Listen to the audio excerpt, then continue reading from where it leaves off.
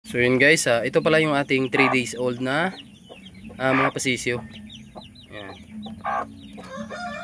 Guys, so heritage breed cross sa native and hulu. Yan. So bali ito yung nanay nyo, magpupumiglas. So bali yan yung nanay nila guys, native cross sa hulu. Yan, andin yung tatay nila is yung dungtaw. And then may nakahalo tayo na isang cobra dyan na native.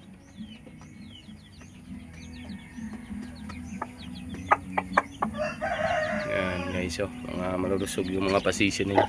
So 10, and then may dinagdag tayo na isang cobra. So bali 11 tong pasisyo nya na inalagaan. Yan guys, oh. Yan.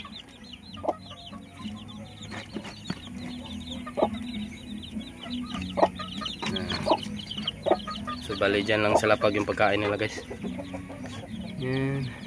Yan, may kubra na isa.